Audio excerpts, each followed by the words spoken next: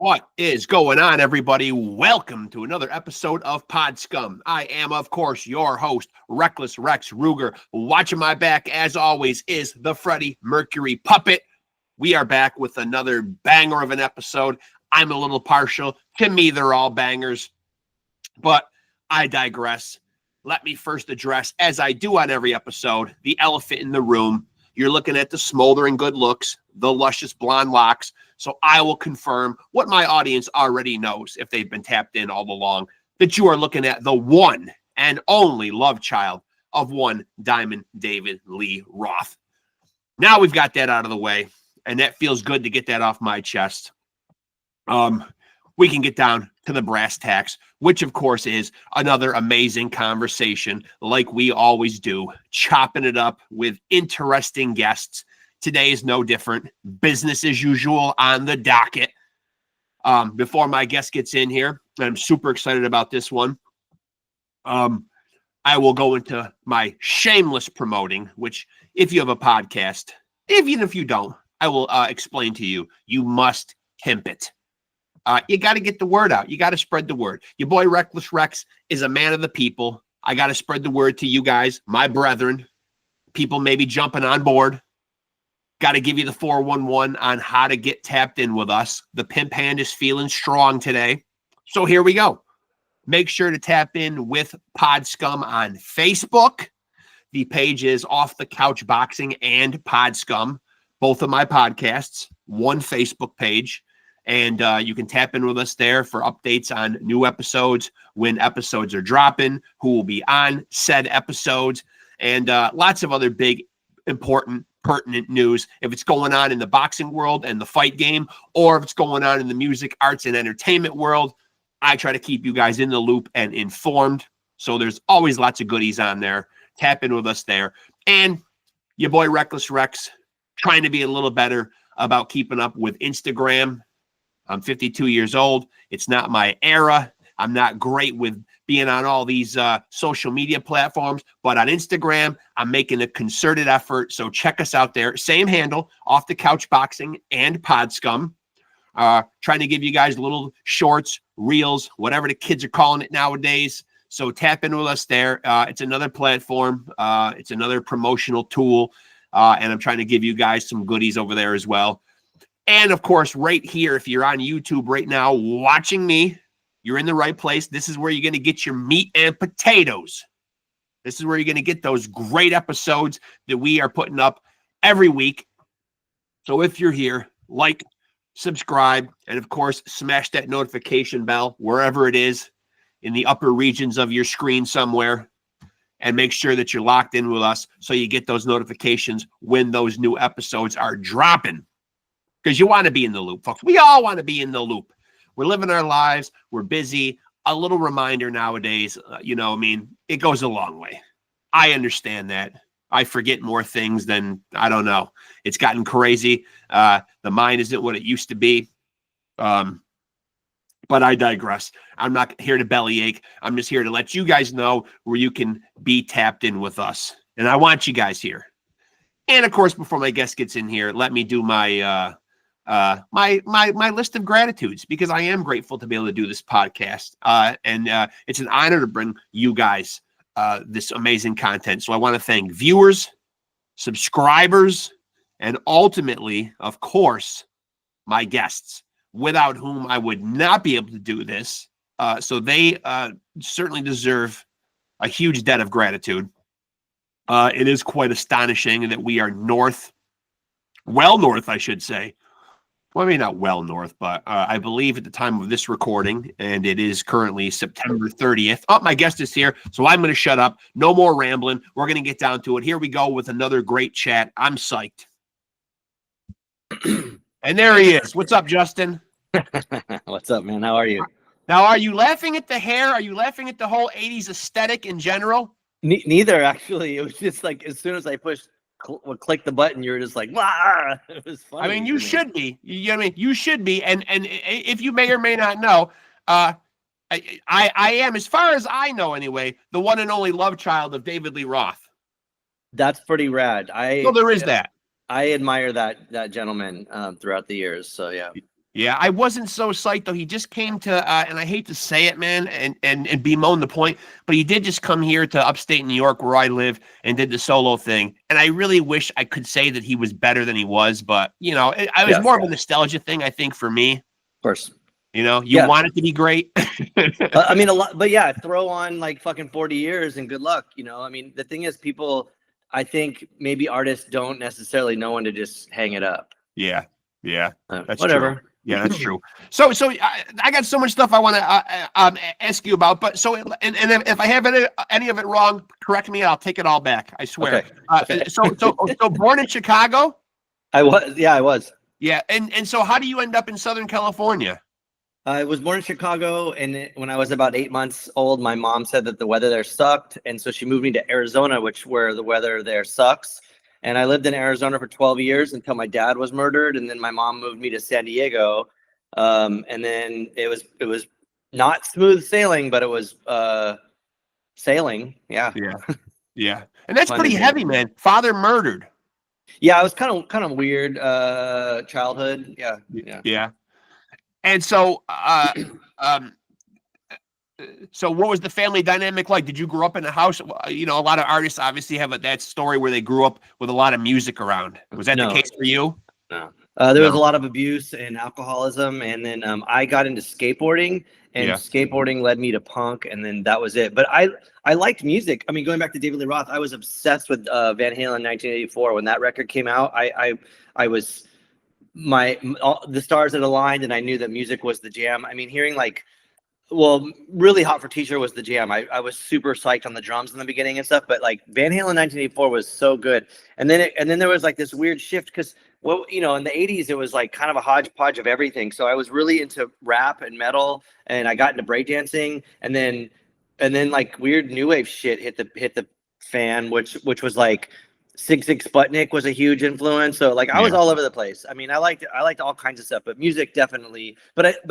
For me as a child, the music paralleled with things like skateboarding and breakdancing. It wasn't always like just like music or jamming or playing, because I didn't know I could be in a band or play music. So I was just like into the stuff, you know.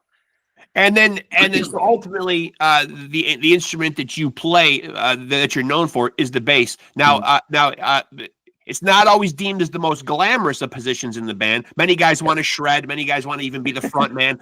Did you choose the bass? Bass kind of choose you?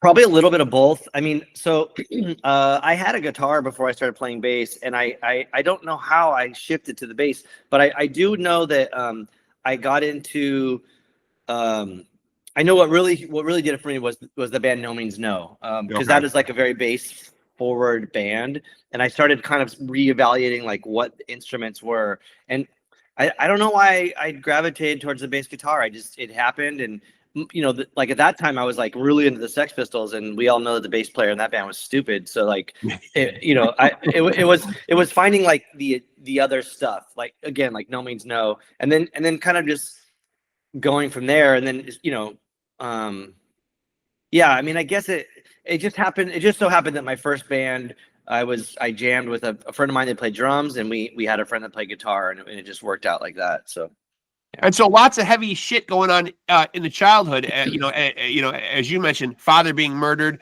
and then the family dynamic is abuse going on. How did that shape the direction you were going in? Was there a lot of anger? Well, I think as like a 12-year-old, I didn't really understand what anger was, but I do know that like it sounds cheesy to say this, but I think punk raised me, and so it was discovering punk and having this set of morals and finding an alternate community that kind of helped steer me in directions, and anything from just like having friends that I could relate to that were weird like me, but also discovering like social politics that were associated with that, and also a sense of community. It was like, right when I moved to San Diego, I started going to shows at this place called the Che Cafe, which inherently like got me into music and to playing music, but it really got me into finding a community, or like a family that that I wasn't blood related to. Right. And so, being as that you were dealing with this turbulence in your family, and I've had so many musicians on here who describe being in a band in a lot of ways as a marriage. You know, Yeah. how did you find the dynamic with band relations? Given the fact that you had such a tough time with family relations. Well, I mean, I've been in a lot of bands, so for the most part, everybody that I've played with, I love and adore, and I think that they helped me become who I am, and they also, even like the ones that have since left this planet, live on within me. So like I feel like I do see what you're saying. I think being in a band is being like a very complicated relationship with a few other people, and that can be really messy.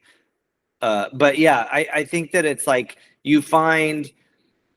For me, I found to try to not have ego and to try to work with people that don't have egos, and therefore like we can kind of create something cohesively. Because I think when you have an ego and you have someone that like can have like a power trip, you end up having turmoil and things, you hate each other or whatever, and things don't work out. Yeah. And so you are a label owner yourself. Yeah.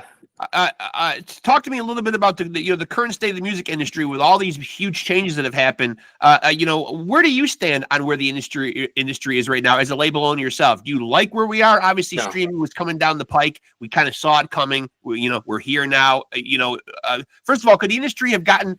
The thing I hear from artists a lot is obviously they're not getting paid a lot for their art, with streaming. Could the industry have gotten in on this at ground level? What could have been done? Could anything have been done? Well, you're dealing with like a capitalist society. So I think that your structure that you're going to aim to have a business in is going to be, dealing with capitalism. And so for me, I started a record label out of necessity because when I was younger and I was putting out records on smaller labels, there was a lot of issues, mainly on the artistic side. Like people would change the covers or the packaging would be kind of weird. Or then the financial side where you're like, hey, you just sold 1,000 records and we got nothing, And so I kind of said to myself, I think I could do this like as bad as them or better. And if it's bad, I can blame myself, Right. And so I kind of naively started a record label 31 years ago, actually. And I lucked out because some of the earlier releases were bigger bands or had become bigger bands. And so it was like, it sustained itself. But, we had file sharing and then now we have streaming. And those are the two things that hit like the industry pretty hard. And I'm shocked that I still do it, and so many of my other friends that ran labels have they've folded since then. So I see why it happens. The reason that I've been able to keep it going is I've found ways to lower my standards and lower my expectations. So when I put out a record, I just want to break even, and that's it. As long as I can break even, because I can't afford to just keep losing money on everybody's releases. And then also too, like for the label, I release my friends' bands or bands that I'm in, but like if I'm not in it, it's my friends' bands who I love, and I'm willing to lose money on them because I think that they are amazing human beings, and I think that's an important thing. So it kind of changes the vision of why someone would put out records, because a lot of times someone does it financially, and I do have to have a financial caution with what I'm doing, but for the most part, it's like, no, I'm all in. I think this band is incredible. I think they're great people. Let's do this, and then I do my best. So yeah, but running a label sucks, and it's kind of always sucked. There was a minute like in the early 2000s where it was like, oh, this is okay, and like I was in Locust at the time, and we were getting like decent record deals on bigger labels, and that was kind of cool. But that's gone. That ship has fucking sailed and sunk. So if a young artist were listening to this right now, what route, if someone's trying to get in the music industry now, what route would you tell them? Is DIY? Does it even make sense to be on a label anymore? Well, that's a great question, because I do think it makes sense in some instances. So, and I think that maybe 31G is part of that, because for me, like, and people on 31G, like, we're not going to make money. I mean, we'll maybe make some, and that's cool, but like, it's part of a community. It's part of like a thing. So like, and I feel kind of weird saying this, and I mean it like without me trying to sound like I'm sucking my own dick, but like if you're on 31G, you're part of a thing, and that's cool. And like now it has a name. It's like if you were on GSL or Touch and Go or on Discord or Alternative Tentacles, like those fucking labels have a name, and you're like, I'm part of this thing. And yeah, being part of that thing is cool, but don't expect to make it rich. But like you can still be part of like a bigger umbrella of or a musical community that like is something. There's marketing value to it. I don't want to sound like an asshole, but there is marketing value to that, and I think that's there. To me, I see like value not always monetarily. It's the value of something, or like success isn't always like a paycheck. Success is like, hey, I accomplished a thing, and now I am in cahoots with these other artists that I feel are amazing, you know. And I think that's like the sort of restructuring of it, because all of our brains are trained to just focus on like, you know, finances and capitalism and financial wealth. And I think that like, yeah, when you're dead, that shit's not gonna, you can't take that with you, you know. But if you leave your legacy as something that's important, I think that's maybe a little bit more there's a little bit more validity to that. Yeah. And so for you, when you're going to make music, what's your own creative process like? Are you somebody that gets like sparks of creativity throughout the day, and maybe you're just putting ideas into your phone or down on paper, or are you somebody that kind of almost treats it like a job, sits down and says, I'm gonna you know, create music?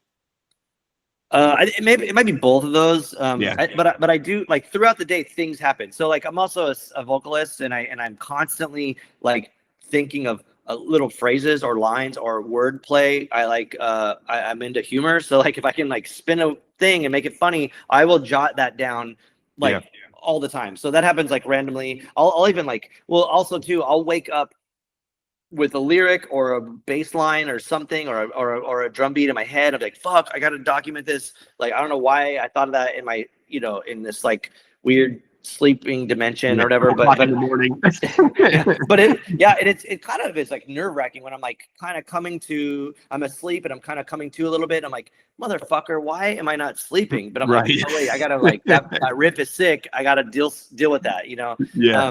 But I think it's because like, well, anyhow, things happen, and I have a billion things to do and every day. So like, even when I do sit down to be like, I'm going to sit down to do the thing, it's kind of fractured. It's like, I have 10 minutes or I have an hour, or we're going to rehearse as a band, or we're going to write as a band. So it just depends. There's no one specific way. And I think that like, maybe that's the best way to be an artist, instead of like, it's not really that I like am me and then there's my job. It's just, it's all integrated, and it happens all the time, always, which is kind of rad and also kind of sucks. So but creativity can't really be like punching a clock anyway. You can't count on it. If you sit down, it doesn't mean that something's going to happen either. Yeah. You know? No. But I will say this, like when you do, you know, punch a clock and you're like in a room with your bandmates to rehearse or to write, creativity comes. Like when I'm sitting down with like any one of the amazing drummers that I write with, like I'm like, oh yeah, you're gonna bring something happens, you know, like or the guitar or anybody that I'm working with. It's like when you're in a room, their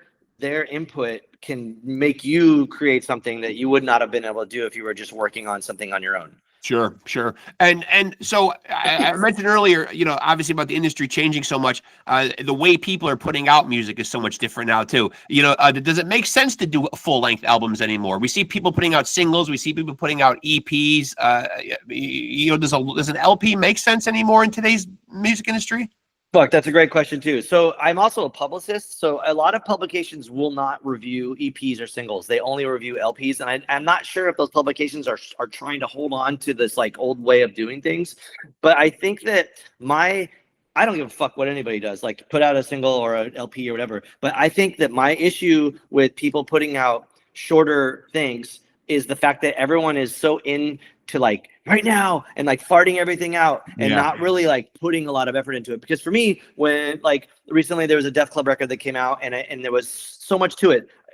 The album starts and ends, and every song is a fluid thing. I want it to come together. It has artwork. There's videos. Like all of the things become one massive thing. So like if you put out just one song, that's fine, or like a single or an EP, that's fine. But for me, I would rather like focus on it and make it a bigger I would rather have more value, like more depth. And I think that you can do that with one song, but you can do it way better with a full album. I mean, right now, like I've been working on a Satanic Planet album for at least a few years. And I'm so glad that yeah, I wanted to fart out like one or two songs here and there, but I'm so glad that we just have it and it's coming together. It's going to be done and it's going to be so sick as one thing. And I just think that because of social media and stuff, people's patience has been fucked and they're just ready to like throw something out right away. Yeah, it's the attention span. And I think some of it's the attention span. I think some of it is the because there's such an influx of music on the streaming platforms. I think people are afraid to be forgotten about too. I'm going to be yesterday's news immediately.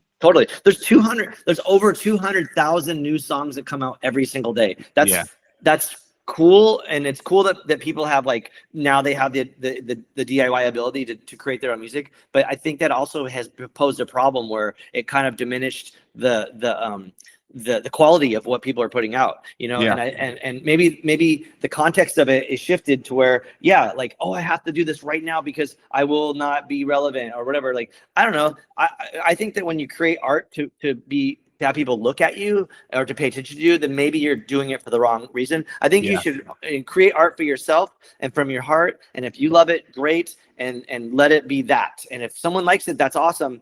But like, if you're just like rushing to get something out because there's this like fucking bullshit algorithm deadline, like I think you're doing it for the wrong reason.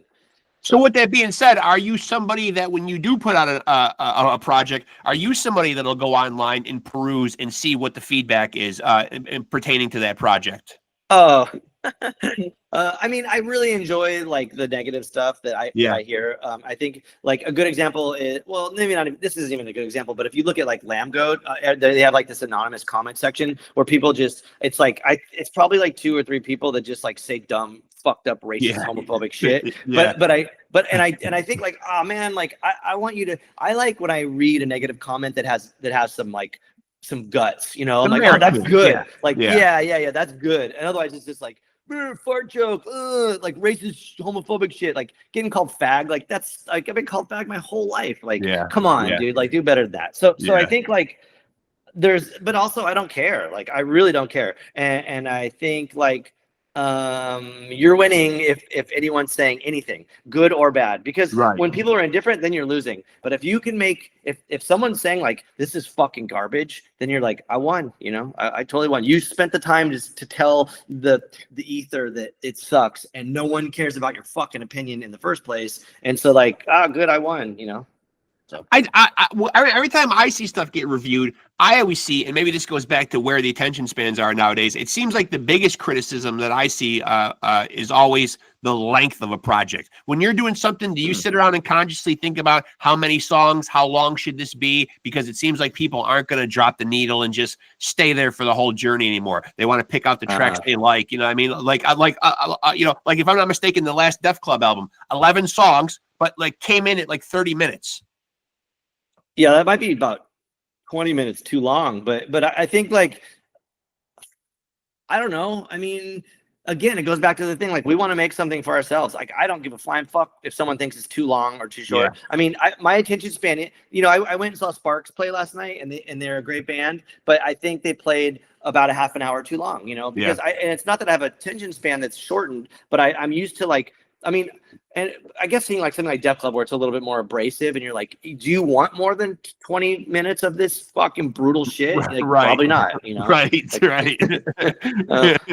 You know, our brains can only handle so much, like getting fucking punched with like not only information, but just like excessive and like absurd sounds and stuff, you know? So, I don't know. I mean, it's, I guess it's like the whole like, existentialist question, you know, like what's the point, or like what's right or wrong or good or bad, like, you know, I don't know, but I don't know. I wish I had that answer. So you got into the punk rock world, you mentioned it at a pretty young age. In today's music industry, you know, because I've had a lot of guys from the punk rock world and hardcore world on as guests. A lot of New York hardcore bands, you know, that Lower East Side, the 70s, the 80s. It was a different time. There was a grit to what those guys were doing, an ethos. Is that able to exist today, you think, or because you mentioned people can put their music up so easily and get on the streaming platforms, maybe they don't have to work and grind as hard? Not saying bands aren't working hard or whatever, but does that punk rock hardcore ethos exist anymore?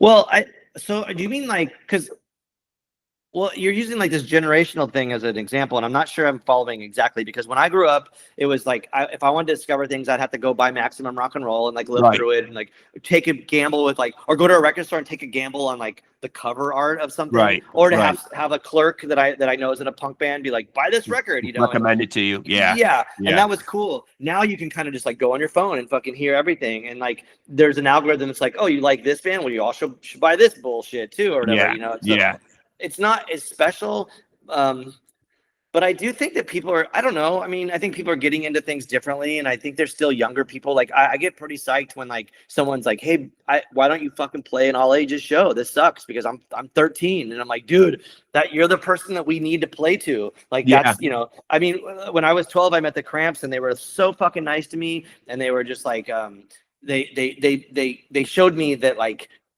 what it's like to be a real artist, you know, like I don't need to be an asshole. No offense to like David Lee Roth, but like that's someone that's unattainable. The Cramps, obtainable, and I'm like, oh, I want to be like that. And I think that this is also kind of a weird thing too, because like with social media, people are constantly like able to access everybody, and if you know, I don't have to answer people's messages and stuff, but like anyone can fucking ask me, and am I as cool as David Lee Roth? No. Am I as cool as Lux Interior? Fuck no. But like anybody can contact me, and I will respond to them, you know, and I will say like whatever it is that we need to talk about, you know. And I think that that's something that maybe we didn't have the ability as younger people, previous generations, to just find, because it was like, for me to go meet the Cramps was a fucking fluke in the system. Like I shouldn't have been able to do that as a 12-year-old kid, and I did, and it was crazy, you know. It was crazy for me. It was the craziest thing I think I probably experienced in my childhood, and it was like it shouldn't have happened in a normal scenario, and it did. Now that scenario can essentially happen 24 hours a day, you know. So have there been other impactful meetups throughout the course of your career in doing what you do? Have you gotten a chance, you know, where you've had some of those jaw-dropping moments where you're just like, you know, you just mentioned the Cramps, like, wow, I can't fucking believe I just met that person. Yeah. I mean, there's a lot, I don't, a lot of them, some of them became my friends, and I feel weird like calling them out, but you know, like meeting John Waters through being in the Locust was so insane. Like it felt so crazy, and it's like now I can go to his house, and like that's pretty fucking bizarre. And then like, you know, obviously playing like with Dave Lombardo was a pretty jarring at first. I'm like, this is fucked up, man. Like I'm playing with the dude, you know. And then now it's like I tell the guy like, I love you, dude. Call me, you know. Like we're close friends. We were in like a couple bands and stuff. So there are things that have like happened where I'm like, I've never expected that. But even like aside from my friendship things, I've met people. I mean, I know how to like fuck with the system, you know.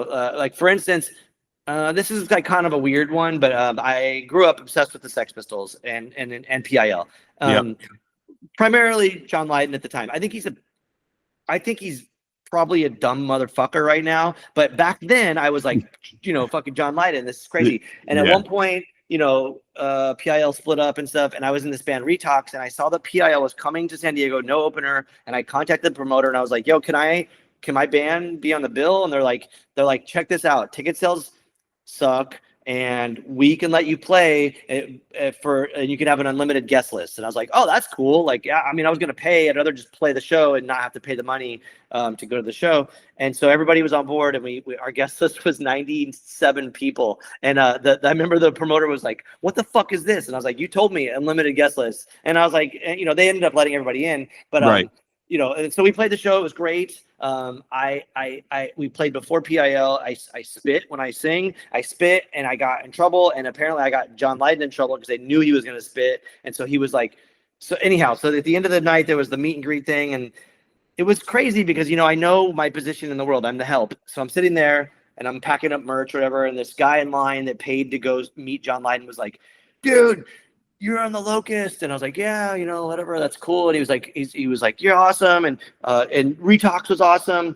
And then so the door opened, they're like, all right, everybody come in. So they were all going to go. He's like, let's go. And I was like, oh, I didn't pay. Like, I'm not able to go, like, you know, meet. I'm not here. Like, I don't get to do the meet and greet. You paid for it. Right. And he's like, he turns to the security guard and he's like, do you know who this fucking guy is?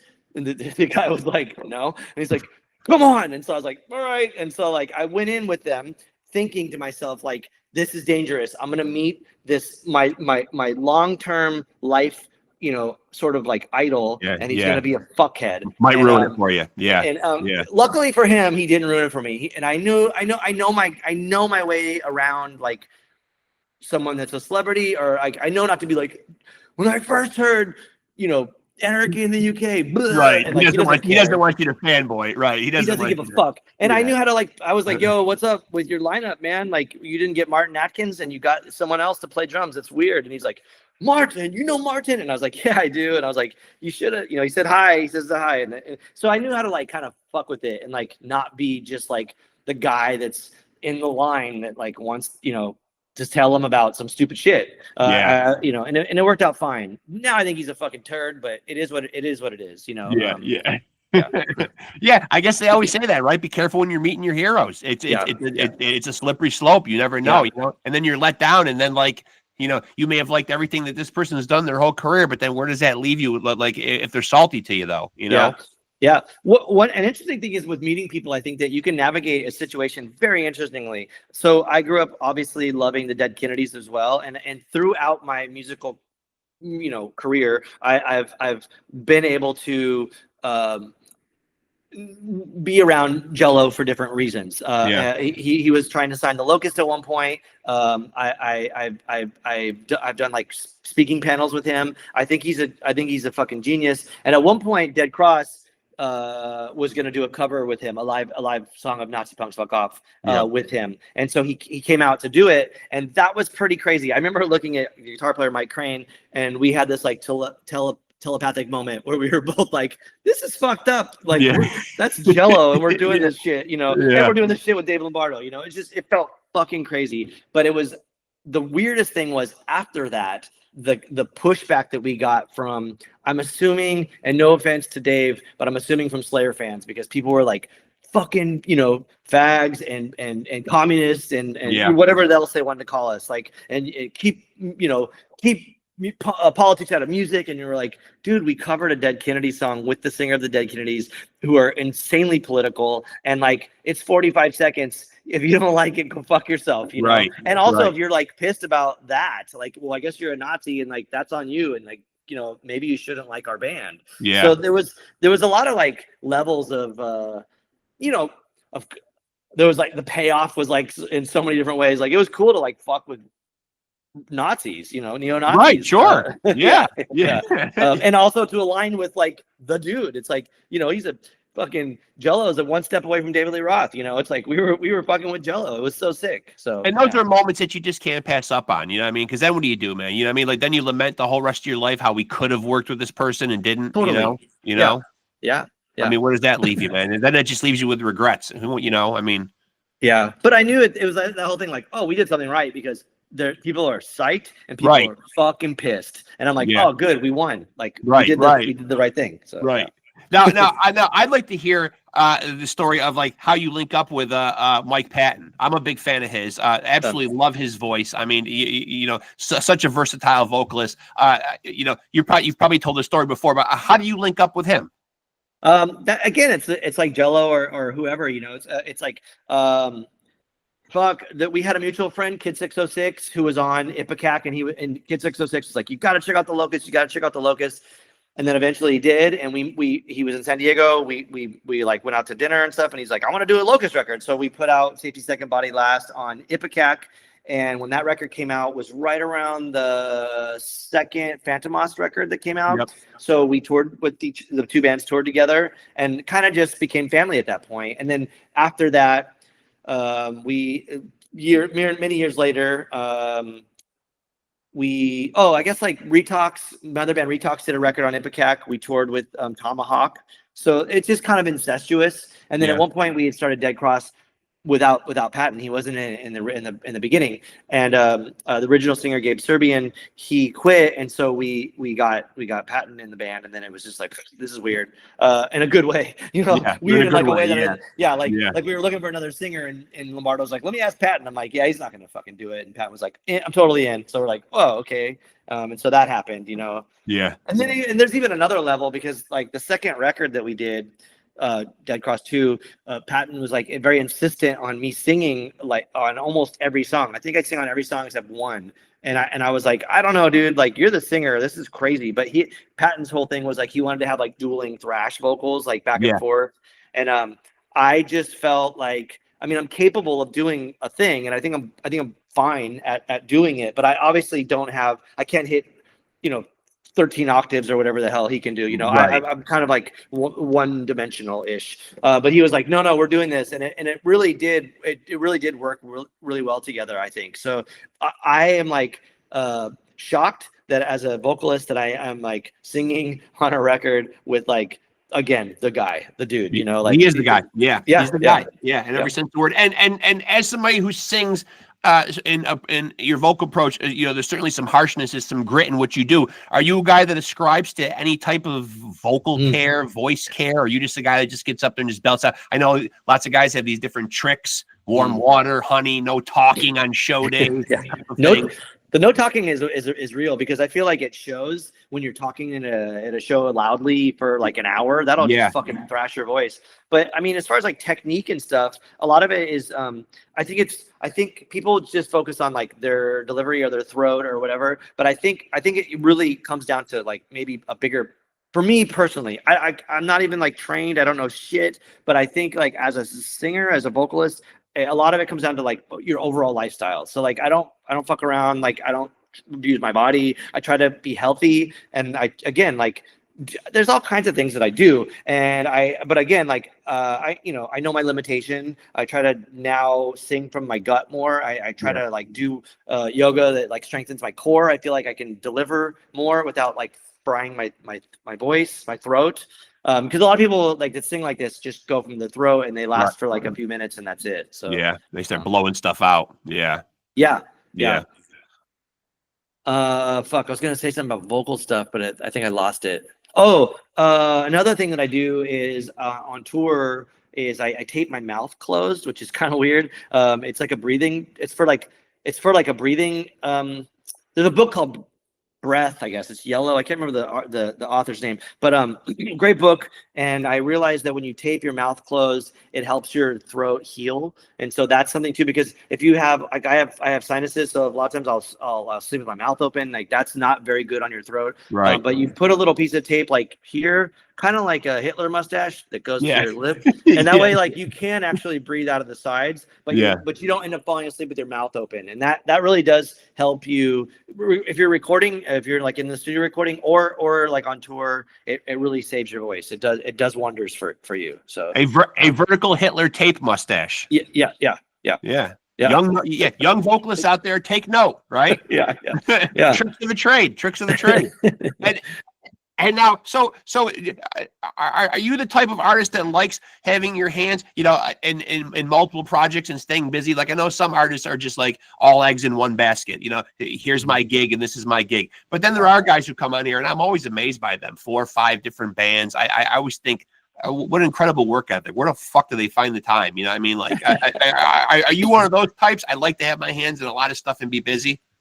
I think I am that person, but I don't know if I like it. I think it kind of happened like by default. I think maybe early on when I was just in one band, and then I realized like, I need to start a record label. And so then I kind of had a different vision of like what should happen. And that kind of snowballed into like, project band and like thing. And then it was just like, I got three bands, a record label, and then it was just on tour. I became an author, so I write books now. And then it was just, and then in that realm, it was like some friends of mine was like, we want you to be in this film as an actor, and then it was like, we want to be in this TV show as a cartoon voice, and it just kind of like kept adding more shit to it. So like. Yes, I'm in a bunch of different bands and I do all this other shit that's like adjacent to art or to music. But I think like it's not like everything's happening at once. It's kind of like this is happening and then I'll shift to this thing. And then while I shift, the other thing can kind of eventually come out. So it's not like always happening. So the book thing, how do you get into that creative? How do you get into those creative endeavors of writing? Does someone approach you about writing, or is this something you always wanted to do? I don't know if I always wanted to do it. I was asked to write this tour diary or tour journal for a publication many years ago, and I published it online, and it got a decent response. And oddly enough, John Waters was like, "Oh, that's a great story. You should write a book." And I was like, "I don't know how to do that." He's like, "You just like started a thing." And I was like, "Well, I don't really get it." And so he was talking to me. He's like, just write one story, write one short story. So I wrote one story about when I was like five years old. I thought I was going to go see Kiss play, and my mom lied to me and didn't take me to see Kiss. And I just kind of wrote this story, and he's like, "There's the start of your book." And I was like, "Really?" And he's like, "Just add to that, like more stuff." And so then I started like visualizing the stories and being able to use language to expand. Obviously I'm trying to storytell and give you a description of like what was happening in my brain, what did I see, what was going on in the world at the time, like all these elements, and like have a voice and have grammar and so on, so forth. And throughout the process, I landed a book publishing company, or a publisher hit me up, and I landed on a pretty substantial publishing company that assigned me an editor. I learned so much shit working with an editor, and then I just kind of tried again and did it again and did it again. So I mean, it's kind of like playing music. Like, I look back at my first record I recorded when I was 15, and I'm like, I don't know, like it's not that good, but like for 15-year-olds in like 91 or whatever, like that's fine, it works out. So I kind of look back like, I probably shouldn't have said those things, or like that's stupid, or I didn't explain that well. I'll just do a better one, like try again, and then keep going. So. And how long have you had the label? Yeah, 31 years, which is pretty bizarre. So you started this thing still as a teenager yourself? I was 19. Yeah. Okay. Yeah. So you're 19 when you start a label. That's pretty crazy, though. I mean, primarily when people start labels, that's not typical, right? I mean, I'm not in the industry. That's pretty young to start a label. Maybe a band, but a label it's pretty young. Well, I mean, when I was 15 and went on tour, that was pretty weird too, because I started a band, I went on tour, but I even joined a second band because the other bass player, his mom wouldn't let him go on tour, and I was like, well, I can go, my parents are fucked. So I was like, I'll go on tour. And so, but yeah, like the label part was kind of weird because, I think I lucked out because I'd already been putting records out on sort of like smaller, DIY labels. And I was like, I think I could do that. And I started small. I put out 2 7-inches right away, and both bands were touring, and like now 31 years later are kind of in this like legendary realm, I guess I would say, to some extent. I feel weird saying that, but like people freak out about those bands. And so like I kind of lucked out by putting out 2 decent, like notable acts, not like I'm gonna put out the band from down the street and like sit on that shit forever. Right. So, I mean, the albums are looked at as seminal. You know what I mean? They're important. Sure. Yeah. And then also too, like the fact that I was in bands touring, I was able to go out and meet people. That's like the whole family community kind of vibe. It's like, we're on tour with so-and-so, and I'm like, dude, you're so rad. I should put your record out, and then it kind of became like a bigger thing. So I think that like, it's a pain in the ass and might have not been the best decision, but I think overall, if you are in a band and run a label, you have the perks of that stuff. And you look at stuff like Brett Garowitz from Epitaph, or Jello Biafra from Alternative Tentacles, or even like Sam McPheeters from Vermiform, no longer a label, or Sonny K from GSL. All of those people had bands and labels, and I think that made it cooler, because they had the ability to not just be a label person. They were in the band. They shared all kinds of other things with these people. So yeah. When you start creating music at age 15, though, and going back to, and I don't mean to beat a dead horse, man, but you had seen so much trauma, man, with your father and then an abusive stepfather. Was that was that affecting the material that you were writing and creating? What were the emotions going into that early stuff you were making? Yeah, totally. The early stuff, the first band I was in, I just played bass in, so I didn't write the lyrics, but it was like 90s, and it was, pretty wild. It was George Bush Sr.'s president. There was like a lot of crazy shit in San Diego. It was super racist with like border relations. So we had like a lot of racism. Also in the 90s, there was a big influx of Nazi skinheads in San Diego because of Fallbrook.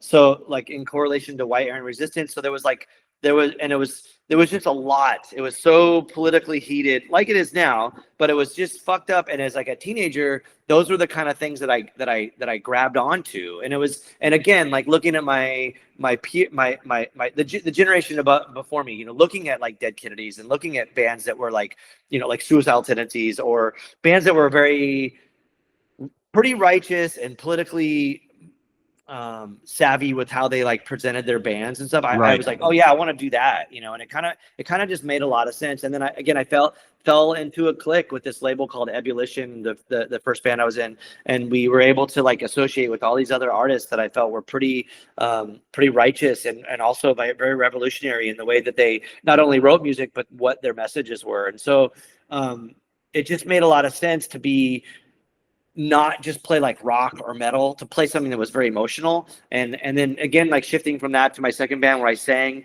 again, trying to keep those sort of like intentions intact and learn another way to navigate as a singer. But also too, I didn't want to be too alienated, because I know my first band was alienated as far as like politics. A lot of people either on the same level as you or that are like opposed to that. Either way, they're probably like, fuck, I don't want to hear about this political shit anymore. So I realized there was a nuance to kind of not be overtly political and in people's faces, but still be a political band, that whole thing transitioned in like the shit that the LOCUST did got kind of wild, because we were like boycotting Clear Channel. We were, doing things that were like sort of like is sort of similar to like Pearl Jam avoiding Ticketmaster. We were trying to avoid Clear Channel, who were like in support of the Bush administration and they were pro-war, and it was a thing that we were just trying to like not be part of, and that fucked us financially as a band. Like when we were supposed to go on tour with Phantomas or the IAS or whatever, and they're playing these massive venues and that are Clear Channel venues, and we're like, well, we can do 3/4 of the tour, but we can't do these dates because they're Clear Channel. And most agents are like, are you fucking kidding me? Like this is dumb. Right. And you feel like, so like when you're making this early music, and I guess nobody would blame you, given the fact that you had gone through all this stuff, do you feel like when looking back as a teenager, you were angry? Were you an angry teenager? Totally, yeah. And I still am angry, but I feel that like my anger is different now. I think that if we're not, I mean, there's so much injustices in this world, and it's, kudos to the people that can like not be angry, but like, fuck, man, it's like really hard to see fellow human beings suffering and seeing the planet being destroyed and seeing like just the callousness that we're still engaged in. And then I don't blame people. Like, so I'm a fucking crazy leftist. I'm like so far left, and that's where I sit. But I don't blame the people that oppose my political beliefs. I don't blame them. They're taught from the system to hate downwards. So you have like, and again, like I'll go like the obvious route. You have these like sort of MAGA supporters that hate something below them.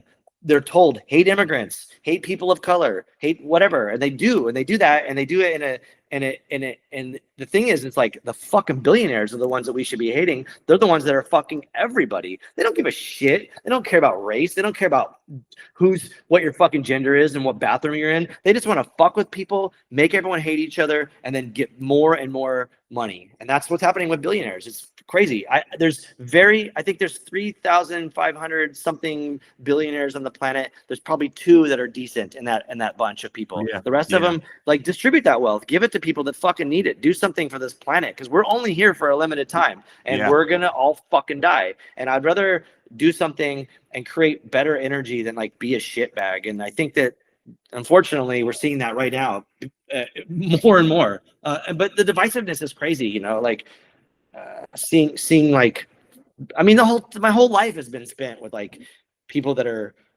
divisive and like in my face and want to fucking kill me for whatever reason.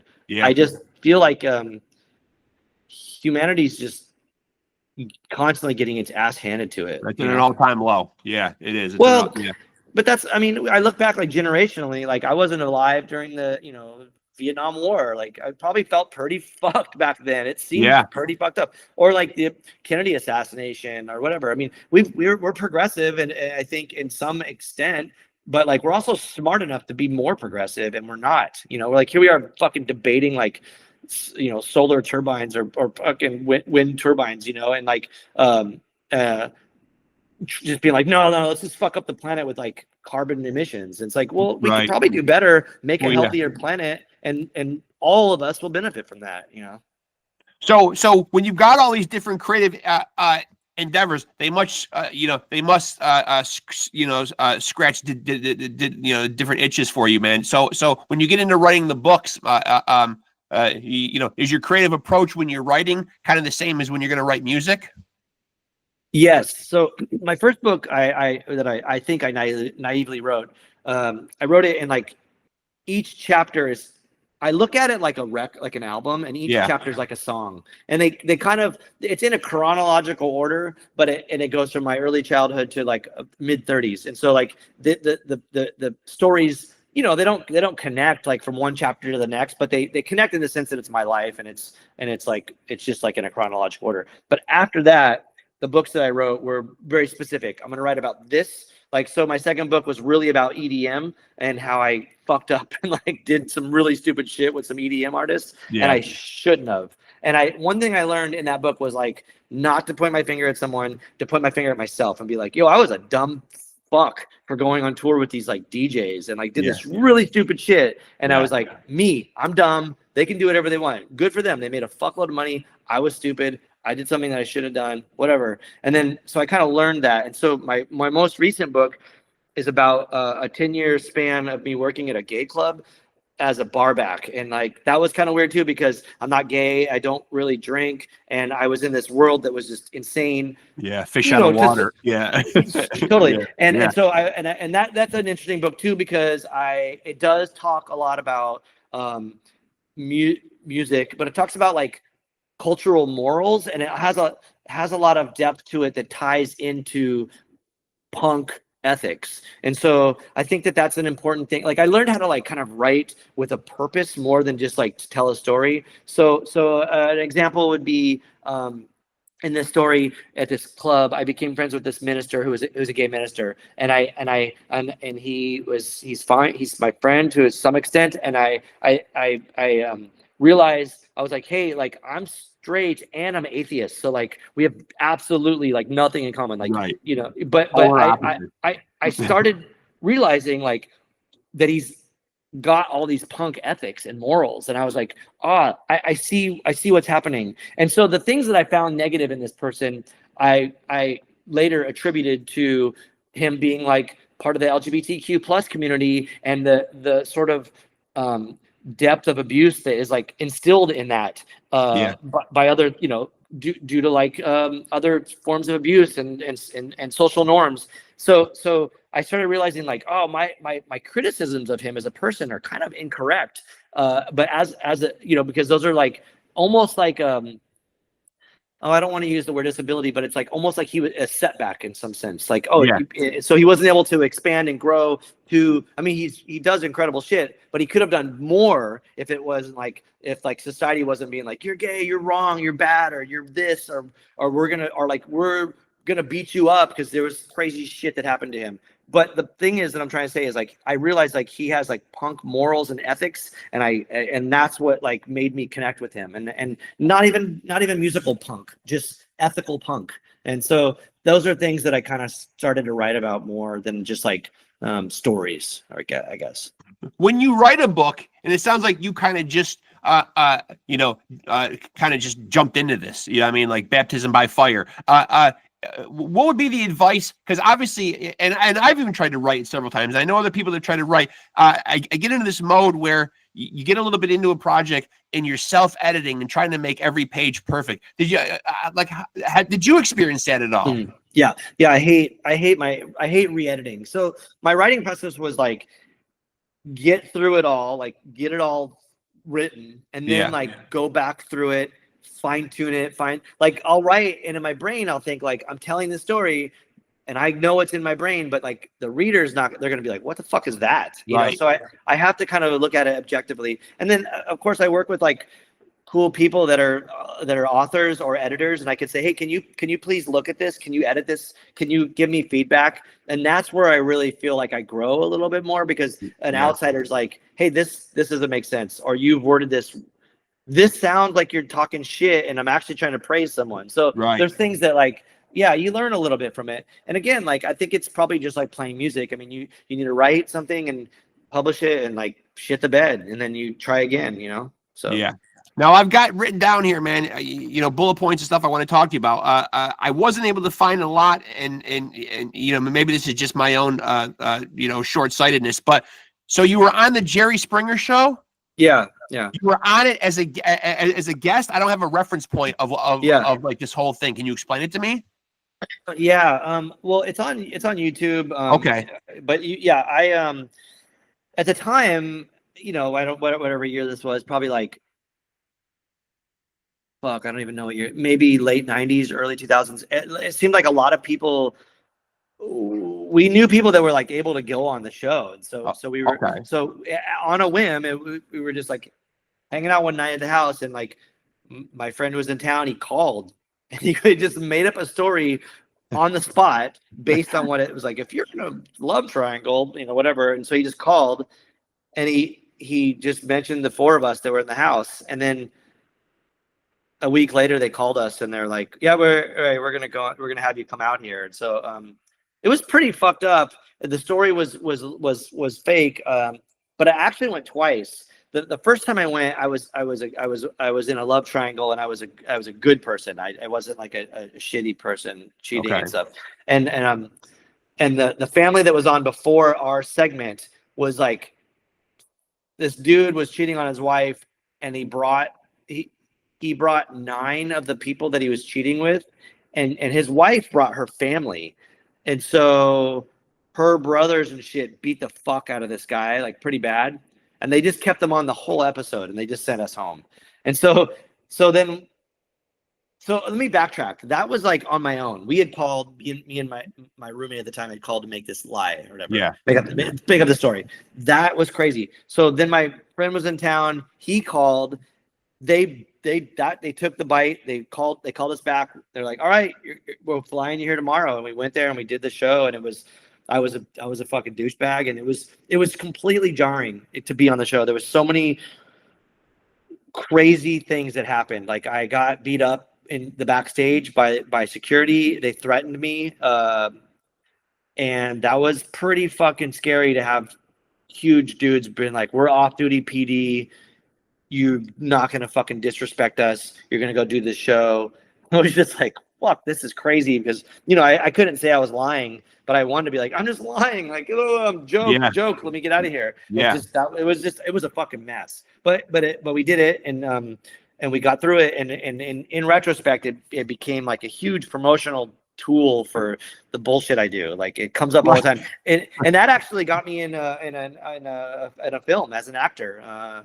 A friend of mine showed it to Ozzy Argento and she hired me to go act in a movie because of it. So the payoff was like real, you know. It was just weird.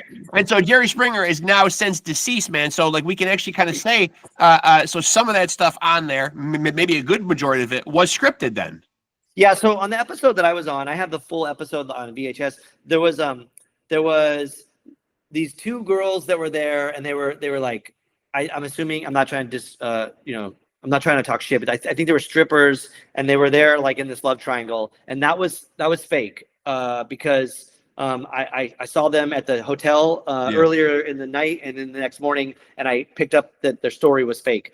Then after that was this family where this woman was cheating on her husband with another guy and they were both there and they were legit because the husband that was getting cheated on already had like a cast on his arm. He had a broken arm. I don't know from what. Yeah. And so she was like, you know, kind of being stupid, like took her boobs out. She's like, I'm cheating with blah, blah, blah. Yeah. And I just remember the dude just go like, he just takes his fucking broken hand and just goes, and he's like, who the fuck is it? I was like, whoa, dude. Yeah. And then like that guy came out and they fucking brawled, you know, it was like, that was legit. That was real. But you know, you can look at our video, our segment. And you're like, that's some bullshit. This guy Scott's like biting my leg and shit. I'm like, this is stupid, you know. But we did say no punches to the face, and my friend Alicia punched all of us in the face.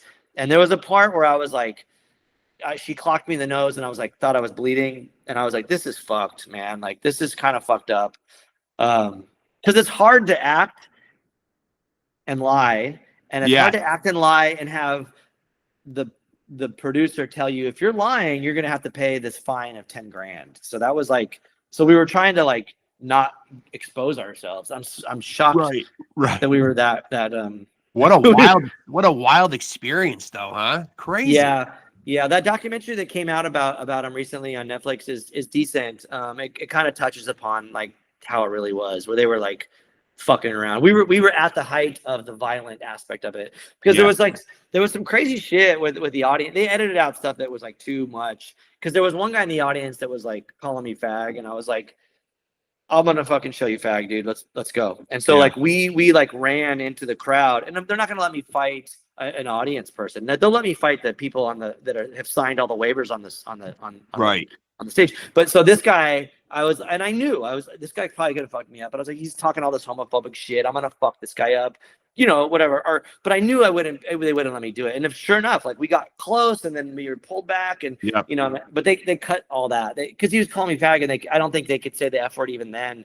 But it was like that. And there was another guy in the crowd who was a plant, who was actually a friend of one of the people on our segment, and he was saying really good shit. Like, I want to, because I was like this dickhead rock and roll like rock star guy, and he's like, I want the rock star to tell me what God would think of all this, and I was like, there is no God. And then like everyone just like went nuts, like fucking the crowd was like, fuck yeah, just screaming. And they cut all that too, and I was like, dude, that's a bummer, because it was pretty good. It was pretty funny. So. Whatever. And ultimately, not a bad. You say you helped gain you some publicity, though.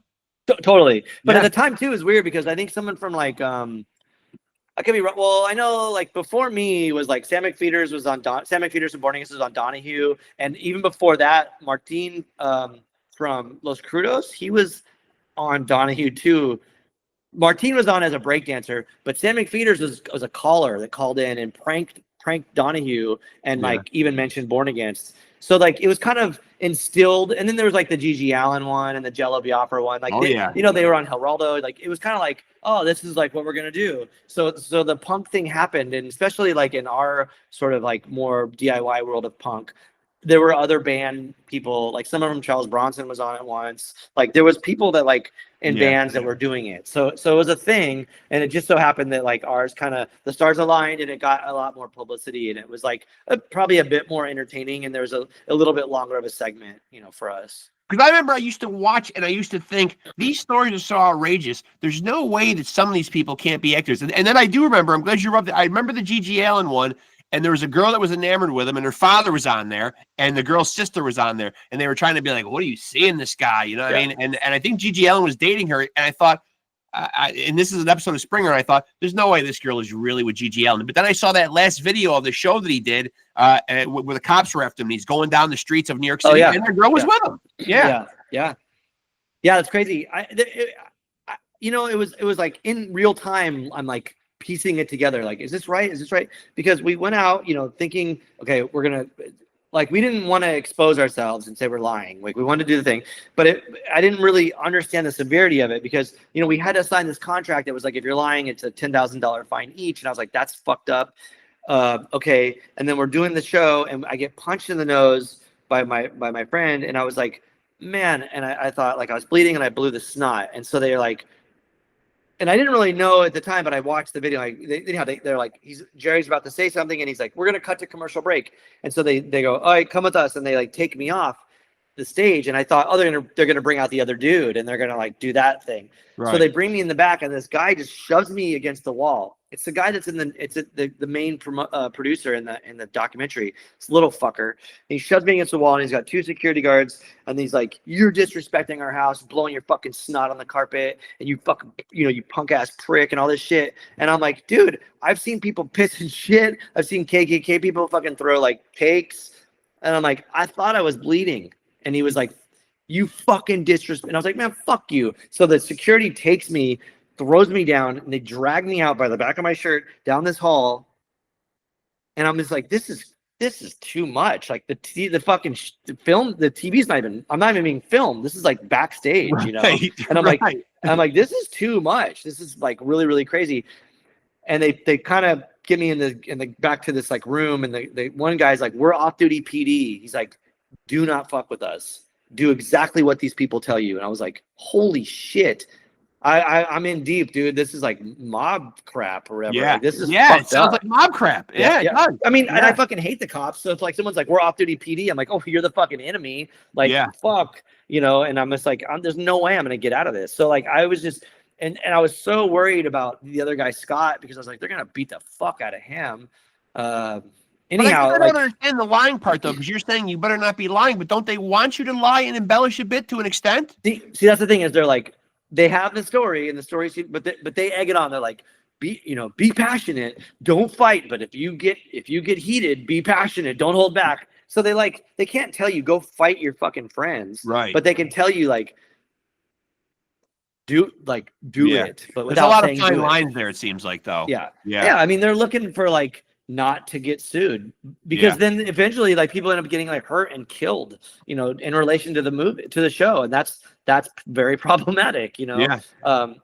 So yeah, it's pretty bizarre. It was really strange to see how that stuff worked, but again, like I think I have like enough street skills and I was able to navigate it, and luckily we got through it. So now, if I'm not mistaken, your last book, or one of your last books, has a reference to G.G. Allen in the title, right? G.G. Alien or something. Now, now, is that somehow him threading him into the title? Is that some type of homage? You know, because we just brought him up on the Springer Show. You know, what did you think of him as a performer? That's an interesting question too. So I would like to say that I don't want to say I'm. He's obviously a polarizing guy. He's not for everybody. Granted, I don't want to say I'm obsessed with G.G. Allen. I think musically it's garbage. I think even like, okay, performance wise, I think it does.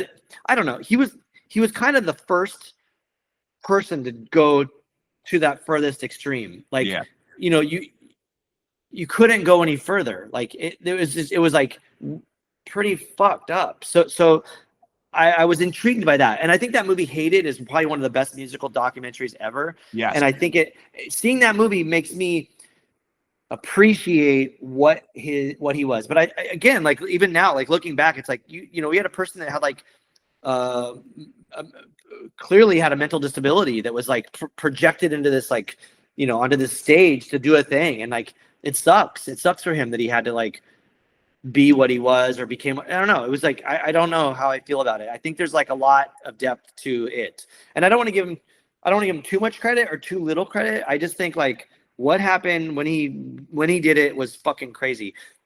There's a couple little like snippets of information that kind of tie in to that whole world. I went and saw him when I was 14, and I couldn't get into the venue, and I watched from the door, and it was pretty jarring and eye-opening, and maybe 14-year-olds probably shouldn't see that shit, you know. Right. Like I saw him fucking come out naked, covered in shit and blood, I guess, or whatever, you know. It's pretty wild to be like to see that, you know. My parents didn't know, my mom didn't know I was there. I snuck out, but I really was like, you know, he was kind of like one of the stupid things. You're like the Mentors or like all this garbage rock. You're just like, I'll go see that, you know, like I'm supposed to like that or whatever. Right. and so that was interesting. And then a couple of years later, before the internet, I guess, and I don't really know, like, I don't know how this whole thing like timeline works out, but I was in this band called Brain Tourniquet for a minute, and the singer guy, someone called him and was like, G.G. Allen just got out of jail. He's on tour. His whole band like quit or something. And someone was trying to like see if we could put a band together for him. And I was like, fucking totally down to play with that guy, you know? Yeah. And of course it didn't happen. I think he got arrested again, or maybe anyhow, he died before he could happen. But at one point I was like, they asked me to be in this band, and I was like, that's weird. But I don't know like the depth to it, or the truth to whatever it was. But someone had called someone and asked, and I was like, yeah, totally. You know, so there's that. But you know, I think his music's terrible, and I think he's said a lot of stupid shit and done a lot of stupid shit, but it's fascinating. It's totally fucking fascinating. Yeah. It's kind of like rubbernecking it like a car accident. You can't really not look, you know?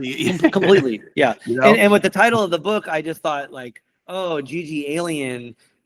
And so like, in the book kind of talks about this like punk morals and ethics, but it goes through like the start of it, where like at some point punk rock was like rooted with like, or like synonymous with like nihilism, like Sid Vicious with his swastika shirt. You're right, just like, stupid shit. You know, I'm gonna fucking take a crap and throw it. I mean, I get like, I think all of that like sort of nihilistic shit, Sid and Gigi and whoever. I think there is some sort of like relevant commentary to that, but you have to pick it apart maybe in some kind of like historical value and find out like why these things were happening. So like, anyhow, point is I use Gigi Alien. That's, I guess, me. I would be the character Gigi Alien. But like Gigi Allen, I felt like an alien in this world that I was like, which was like at the gay bar. And no one like knew, like, because I was in the Locust. I played in punk bands. People like very rarely were like, what the fuck, you have a job, like you don't, you know, like they thought I like was like in this like successful punk band, you know, and I'm like, but I was like hidden, you know, in this really crazy gay club. So, And so you brought up Sid Vicious a couple of times, man, but are there a couple of names you could throw out that you feel like have had the most influence, that have a fingerprint on your particular bass thing? Not him, but not him. I wouldn't think it'd be him. Yes. Yeah. I mean, I think like No Means No is really one, because it was the Wright brothers and the band that were like figuring out like drums and bass cohesiveness, and I think, and also like writing a bass line that wasn't following the guitar riffs. I was like, oh, that's so cool. And then there's a lot of it actually, because even going back to the Cramps, who didn't always have a bass. When I saw the Cramps, they had a bass player. And I remember thinking like, love the Cramps, Poison Ivy, Brian Gregory, such amazing guitar players, no bass. And I go to see them and I'm like, there's a fucking bass player. And then I started wrapping my head around not really knowing how to play music yet. How does this sound different with a bass opposed to a guitar? Right. And then I started kind of learning like, so, I mean, do I want to give Candy Del Mar from the Cramps credit? Probably. Like, I was figuring some shit out, you know, definitely as far as like technique and musical ability, you know, I would say like hearing No Means No and like having this bass be up front. And then it was like going on a little bit further, like hearing the first Born Again 7-inch and hearing Javier play this, like these bass lines that legitimately were just like, I was like, that's sick. You know, like I don't know what notes those are. That just sounds fucking like crazy. Right. So there's a lot of stuff that I was like, and then going back and finding out about pedals and being like, oh, I can sound like a synth player. This is wild, you know? And then there's a whole other thing. And then I'm like diving into like Sig Sputnik or Devo or whatever, some kind of synth thing on my bass. So there's so many levels of that stuff, I suppose.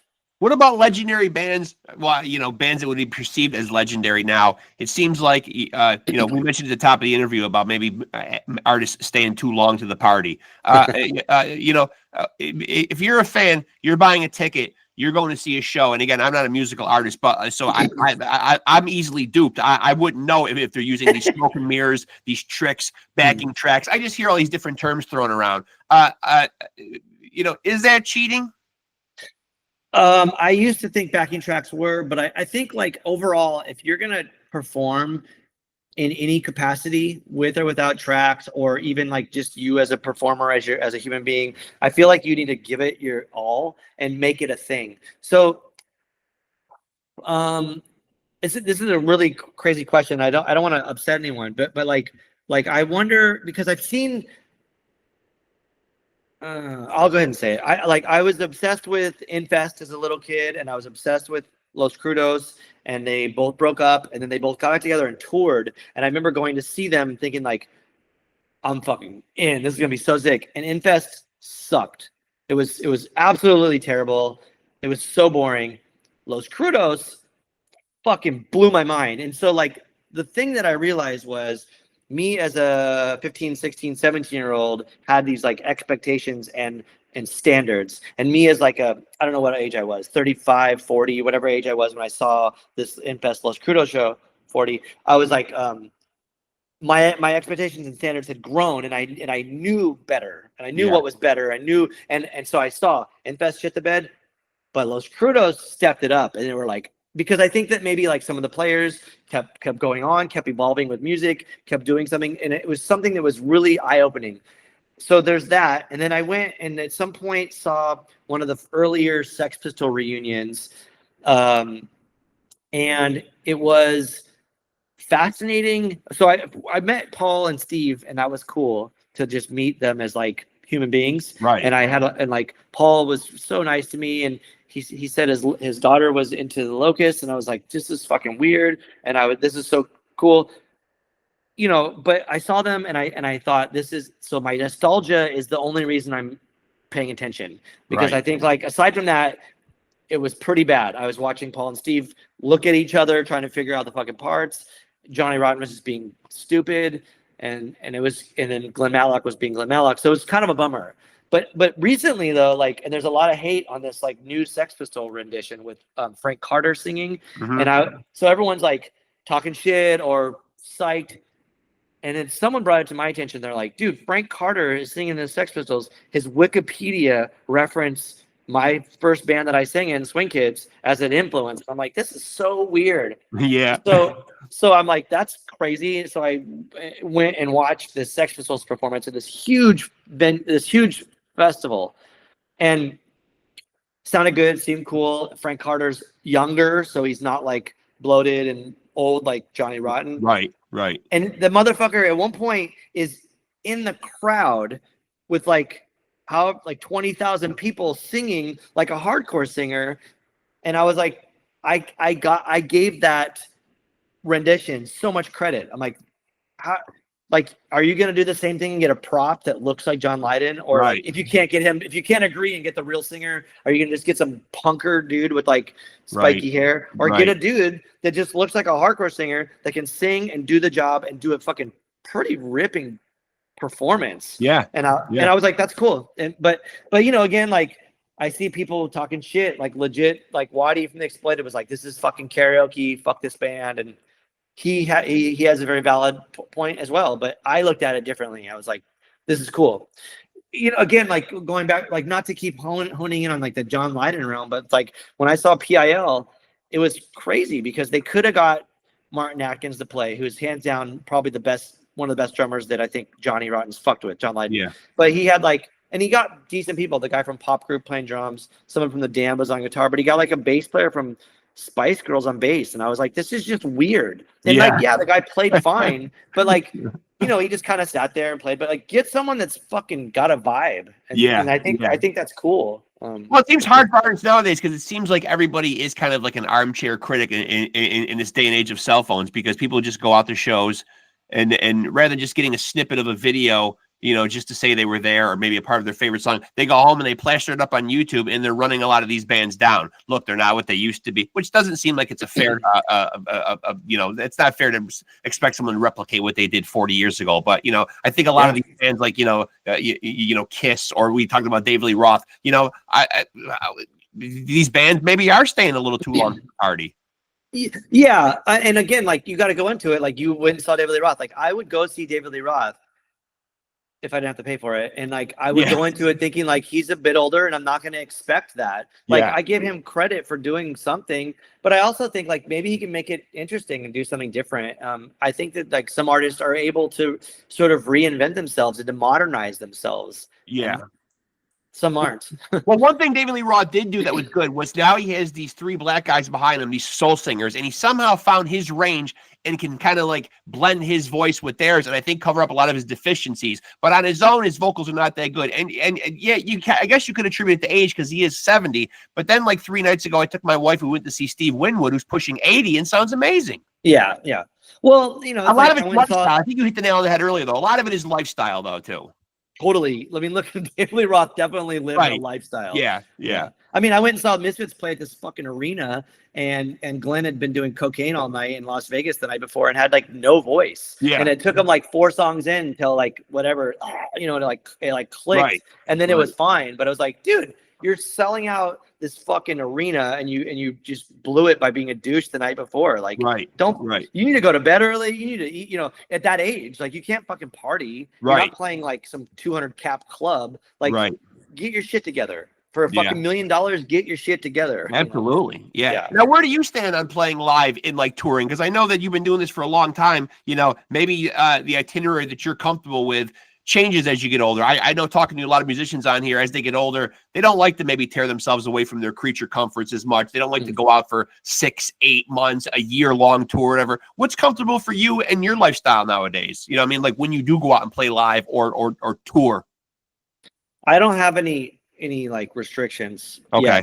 But I also like figured out how to live my life on tour to where I can function. So like, you know, I obviously I don't want to sleep on someone's floor, but like, you know, I'll sleep in a hotel and I'll get up early to do yoga as long as I can eat good and I can, you know, not be, you know, driving all night long, like just shit like that, you know, but I'll go for whatever. I'll go forever.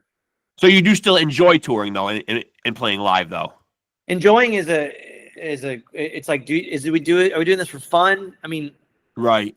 I think, you know, do I want to play live? Yes. It's cathartic. It's not like, like this is fun, you know, but it's like, yeah, that helped me somehow. So yes, I wouldn't say enjoy, but I would say like, I'm sincere about it. Okay. Yeah, because enjoyment would be like easy, and it's not easy. It's like I get up, like we're fucking up against all this shit. Like we have to like perform right. It's not I can just get up there and like cruise around and be like, yeah, here we go. Like it's easy. It's not easy. It's like, so yeah, that's where I'd stay on that. When you first got into music, now looking back, is there one album that was super impactful to you? Do you remember the one that really made that initial wow factor with you? You know, that really kind of got its hooks in you and made you kind of all in with this?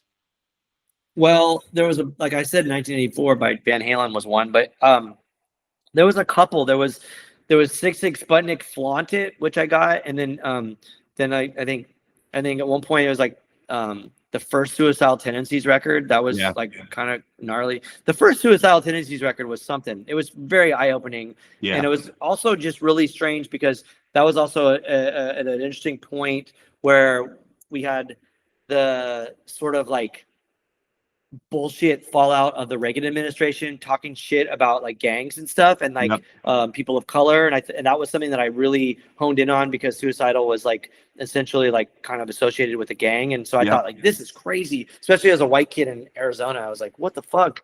So that there's like those kind of elements, I suppose, that were eye-opening.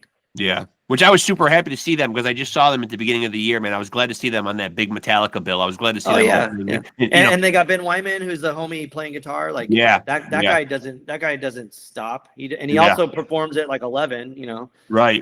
Yeah, he was turned up for that show for sure. Yeah. And so now, you know, I've got the list of bands in front of me. You know, some of them defunct.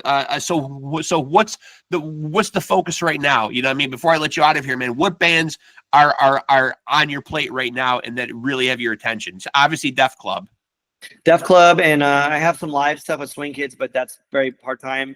And I'm trying to finish a Satanic Planet record. So those are the two things right now: Def Club, Satanic Planet. And then I also have this band Planet B, which is adjacent to Satanic Planet, which we were also working on a new record. Okay. More books in your future? What? You foresee more booooks in your future? Yeah, of course. I just have to wait for the right thing to write about. But I mean, I'm not working on anything. And maybe will be some Dead Cross stuff. I don't know. Yeah, I read so much stuff about Mike Patton and kind of like you know, like where Faith No More is at this point in time, which I think a groundbreaking band. You know, I mean, so ahead of their time. You know, I think fans would love to see more from them, but I don't know if that's the direction he's choosing to go in or not. But you know, I don't really know like if we'll ever get more music from Faith No More. I don't know. I mean, I would love more from them. I think the world would love more from them, man. But Mike is another guy. Seems to have his hands in a lot of different stuff, a lot of interesting ventures, and you know, he focuses in a lot of different places. So, and he's always doing something that seems like that's cool and interesting. Of course, you know? Definitely, So listen, man. So for people that want to check out what you're doing, I know everyone is out there somewhere on social media. Where's the best place to tap in with you? Oh, everywhere. I'm on all of that shit, so they can find me. You got to be nowadays, right? Unfortunately, yeah. Really if I didn't play music, If it wasn't playing music, it'd just be my dog. That would be it. Yeah. Yeah. And and the record label is also out there, you know, so you can check out the artists that you have. You have a website or whatever for that? Yeah, 31GTHREEONEG.com. Yeah, that's all there. Yeah. Okay. Yeah. Okay. I appreciate you being on here, man. Really, it was a blast getting the chance to talk with you, man. Likewise. Thank you. So many interesting things, and hopefully we covered a lot of them, man. But yeah, really had a blast. Keep in touch, man. I'd love to have you back on, man, for sure. Thanks so much. I appreciate you. Yeah, it was really an honor, man. Thank you. Appreciate you, man. Thanks, brother. Okay. All right, take care. My friend. Thanks. Thanks. Later. And there he goes, folks. Justin Pearson, another great conversation in the books. I think I was into my promotion mode before he came into the room. So before I sum everything up, I'll go back into promotion mode. Again, check out PodScum on Facebook, Off the Couch Boxing and PodScum. Check us out on Instagram at Off the Couch Boxing and PodScum. And tap in with us here on the channel. Like, subscribe, smash the notification bell. Get with us right here for all these amazing, incredible conversations that we have with these incredible musical artists, and of course the boxing as well. Swimming both ends of the pool, folks. Those are my passions.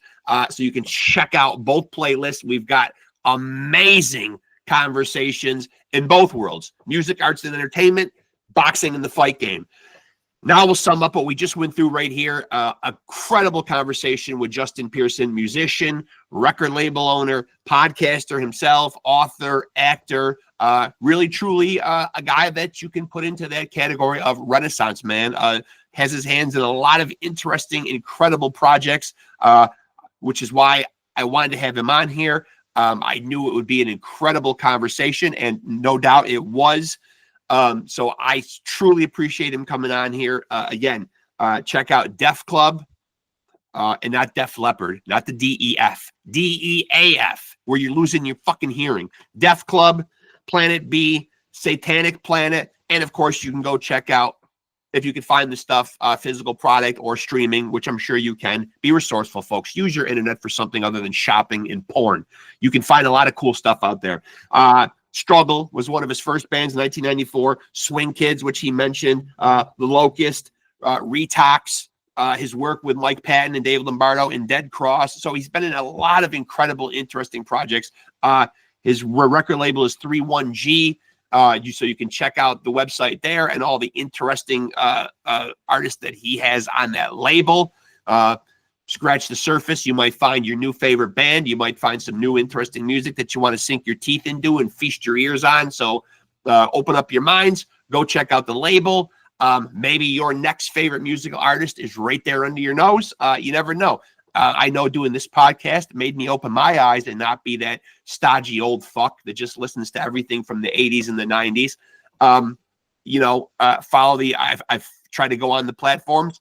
I try to find new, interesting stuff. Sometimes it's a struggle to find stuff that I feel like I haven't heard before or hasn't been done before. But through doing this podcast, I have tried to embrace the changing of the time, the changing of the guard, and accept the fact that there's some great new music out there. There really is. And so that is also, and I meant to tell him specifically that I really enjoyed his interview that he did with his grandmother. Which I'm going to text him after this episode and tell him, because I thought that was great. Absolutely incredible. And I'm actually thinking of doing that, letting my own kids interview me so that they've got something, almost like doing a time capsule that they can look at on down the road, whatever questions they want to ask me, whatever advice they want to know. I don't know if that's what his meaning was behind doing it, but he was kind of strolling down memory lane with his own grandmother. It's out there on YouTube. Pretty awesome. And I wanted to give him kudos on that. And I didn't get a chance to because I had so many interesting things. And we were already at almost an hour and a half. So I didn't want to occupy too much of his time. But listen, ultimately an incredible conversation with Justin Pearson. Go out there and check out everything that he does and catch him on social media. Tap into his platforms. Go along for the journey with him. If you're into what he does, plenty of ways to follow him out there. So again, Justin Pearson, sincere gratitude for being on here. I appreciate him. And again, stay tapped in with us, folks, through Facebook, through Instagram, and of course here on the YouTube channel. I appreciate all you guys, my brethren out there, my subscribers, my viewers, ultimately my guests. Could not do this without all of you guys. I appreciate you guys all tapping in. This is your boy, Reckless Rexx, reminding you to take it easy and keep it sleazy.